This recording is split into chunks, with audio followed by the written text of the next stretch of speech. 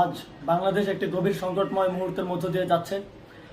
এখন পর্যন্ত আমাদের প্রাপ্ত খবর অনুযায়ী আওয়ামী লীগ, ছাত্রলীগ, যুবলীগের সন্ত্রাসীরা গুলি করে কুপিয়ে প্রায় 30-এর অধিক শিক্ষার ছাত্র জনতাকে হত্যা করেছে এবং দিন শেষ হতে হতে এই সংখ্যাটা কোথায় গিয়ে দাঁড়ায় আমরা জানি না।